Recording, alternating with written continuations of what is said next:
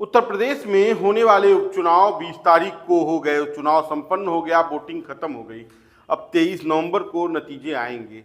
नतीजे जो भी हों, लेकिन नतीजों और चुनाव के बीच का जो गहमा गहमी है, जो सरगर्मी है, वो तेज है। कौन सी सीट पर कौन जीतेगा, अखबारों में एग्जिट पोल है, तमाम टीवी चैनलों पर एग्जिट पोल दिखाए जा रहे हैं। कहाँ भाजपा मजबूत है तो कहाँ सपा, और कहाँ कांटे की लड़ाई है। नमस्कार, बेधड़क खबर देख रहे हैं आप और मैं हूं आपके साथ शशांक।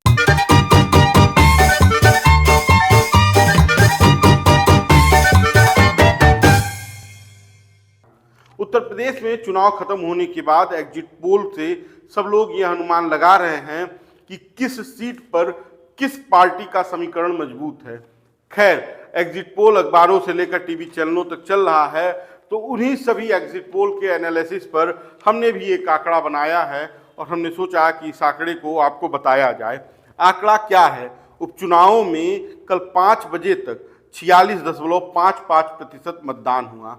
इस मतदान को देखते हुए हर सीट पर किस पार्टी की कितनी मजबूत पकड़ है और किसकी संभावना कहाँ ज़्यादा है, इसके लिए तमाम अखबार और तमाम टीवी चैनल्स अलग अलग एजेंसियों के साथ सर्वे करके एक एग्जिट पोल निकाला है, जिसमें तमाम लोगों ने तमाम सीटों पर अलग अलग पार्टियों को जिताने की बात कही है। पहले हम 22 से बात करते हैं। जब 22 में विधानसभा के चुनाव हुए थे, तो इन 9 सीट जिन पर उपचुनाव हुए हैं, उनमें किसका कहां पर कब्जा था। 5 सीटें भारतीय जनता पार्टी के गठबंधन के खाते में थी और 4 सीटें समाजवादी पार्टी या इंडिया गठबंधन के खाते में, कह लीजिए। अब इनमें से भाजपा की जो 5 सीटें थी, उसमें से एक सीट मीरापुर, जो राष्ट्रीय लोकदल की थी, और उस समय 22 में ये सीट समाजवादी पार्टी और राष्ट्रीय लोकदल के गठबंधन पर लड़ी गई थी। तो अगर इसको सपा के खाते में जोड़ दिया जाए तो उस समय ये 5 सीटें इंडिया गठबंधन या समाजवादी पार्टी के खाते में थी और 4 सीटें भाजपा की। और एक पार्टी निषाद पार्टी के एक सीट मझवा, जो निषाद पार्टी के खाते में थी, तो वो भारतीय जनता पार्टी के गठबंधन में तब भी थी और अब भी है। खैर, अब समीकरणों पर आते हैं। अब जो एग्जिट पोल्स बता रहे हैं, जो तमाम सर्वे बता रहे हैं, उसमें ये आंकड़ा है कि 4 से 5 सीटों पर भारतीय जनता पार्टी चुनाव लड़ रही है और जीत रही है ताकत के साथ। और 3 सीटें ऐसी हैं जिन सीटों पर समाजवादी पार्टी मजबूती से चुनाव लड़ रही है और वो उसके पक्ष में जाएंगी। 3 से 4 सीटें। 22 के जो रिजल्ट थे, उसमें समाजवादी पार्टी के खाते में सीसामऊ, कटेहरी, करहल और कुंदरकी, ये 4 सीटें थी। एक 5वीं सीट अगर मीरापुर देखी जाए तो जो राष्ट्रीय लोकदल के 7 लड़के समाजवादी पार्टी चुनाव लड़ी थी, साथ मिलकर उस सीट पर जीत हासिल हुई थी। लेकिन 24 के चुनाव के ऐन पहले राष्ट्रीय लोकदल का गठबंधन सपा से टूट गया। जयंत चौधरी भारतीय जनता पार्टी के साथ चले गए और भारतीय जनता पार्टी के गठबंधन पर 24 का लोकसभा चुनाव लड़े। और फिर उपचुनाव में भारतीय जनता पार्टी ने अपने सिंगल सहयोगी राष्ट्रीय लोकदल को एक सीट, मीरापुर की सीट, चुनाव लड़ने के लिए दी थी, जो राष्ट्रीय लोकदल की सीट थी। ये भाजपा कितनी सीटों पर चुनाव जीती थी? भाजपा 22 के विधानसभा चुनाव में फूलपुर, गाजियाबाद और खैर, इन 3 सीटों पर चुनाव जीती थी। मझवा निषाद पार्टी के साथ गठबंधन में चुनाव जीती थी। अब आते हैं जो तमाम एजेंसीज, तमाम न्यूज चैनल्स और अखबार सर्वे दिखा रहे हैं कि कितनी सीटों पर कौन मजबूत है 24 के उपचुनाव में। तो 24 के उपचुनाव में जैसा हमने बताया कि 4 से 5 सीटों पर भारतीय जनता पार्टी सर्वे और तमाम एजेंसीज के हिसाब से चुनाव जीत रही है और 3 से 4 सीटों पर समाजवादी पार्टी चुनाव जीत रही है। अब कौन सी सीट किसके फेवर में है, इसको भी हम बता रहे हैं। अगर सर्वे देखा जाए तमाम अखबारों के जो हैं, जो हमारे पास जी न्यूज़ का हमने पढ़ा और चाणक्य का पढ़ा, उसमें करहल चूंकि पारंपरिक सीट है, इस सीट पर समाजवादी पार्टी की तरफ से तेज प्रताप यादव और भारतीय जनता पार्टी की तरफ से उसी परिवार के रिश्तेदार अनुजेश यादव, जो धर्मेंद्र यादव यहाँ आजमगढ़ से सांसद हैं, उनके बहनोई हैं, वो चुनाव लड़ रहे थे। कांटे की टक्कर मानी जा रही है, लेकिन यहाँ पर उस कांटे की टक्कर में भी समाजवादी पार्टी 20 पड़ रही है और भारतीय जनता पार्टी 19 पड़ रही है। मझवा आते हैं।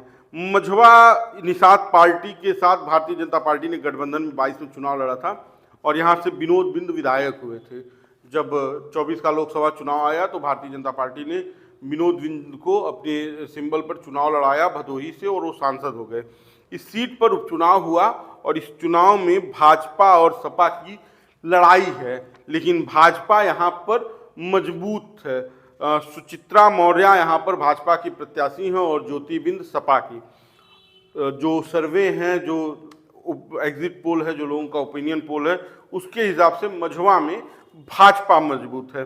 कटहरी समाजवादी पार्टी ने 22 में ये सीट जीती थी। इस बार यहाँ पे धर्मराज निषाद भाजपा के सिंबल पर चुनाव लड़ रहे हैं और सपा के सिंबल पर पूर्व विधायक तत्कालीन सांसद लालजी वर्मा की पत्नी चुनाव लड़ रही हैं और यहाँ पर सपा और भाजपा के कांटे की लड़ाई है। इस सीट पर सुभावती वर्मा जो प्रत्याशी हैं सपा की, वो अच्छी और मजबूती से लड़ाई लड़ रही हैं। संभावित सीट है कि ये भाजपा को भी जा सकती है और सपा को भी जा सकती है, लेकिन इस सीट पर भी अगर जो सर्वे देखे तमाम अलग अलग एजेंसीज के, तो ज़्यादातर लोग इसे भाजपा के फेवर में ही बता रहे हैं। गाजियाबाद की सदर सीट, गाजियाबाद की सदर सीट पर भी भाजपा और सपा में लड़ाई है, लेकिन यहाँ पर भी भाजपा मजबूती से चुनाव लड़ रही है और ओपिनियन पोल और एग्जिट पोल की माने तो भाजपा इस सीट पर चुनाव जीतेगी। पांचवी सीट है सीसामऊ, कानपुर की सीसामऊ सीट। ये इकलौती ऐसी सीट है पूरे 9 उप सीटों पर जो जहाँ पे उपचुनाव हो रहे हैं कि जहाँ पर जो प्रत्याशी है वो जो चुनाव है वो इसलिए चुनाव हुआ कि वहाँ के जो विधायक थे वो सजायाफ्त हो गए और उनको वहाँ पर उनकी सदस्यता चली गई विधानसभा की, इसलिए वहाँ पर उपचुनाव हो रहे हैं।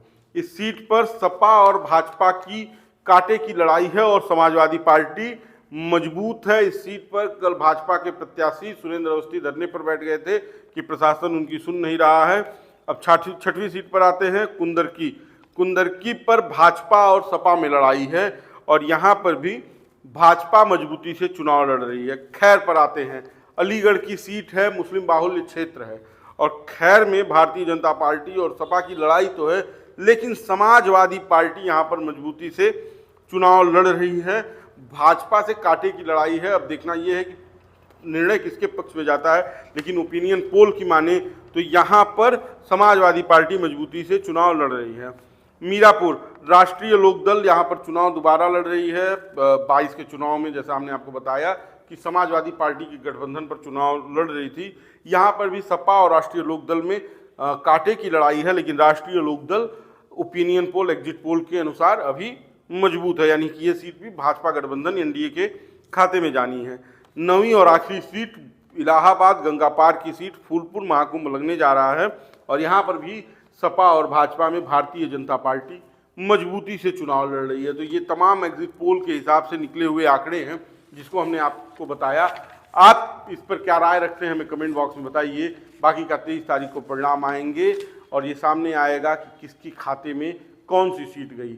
आप बेधड़क खबर देखते रहिए, वीडियो को शेयर जरूर कीजिए। अगर यूट्यूब पर देख रहे हैं तो हमारे चैनल को सब्सक्राइब कीजिए, फेसबुक पर देख रहे हैं तो पेज को फॉलो कीजिए। धन्यवाद।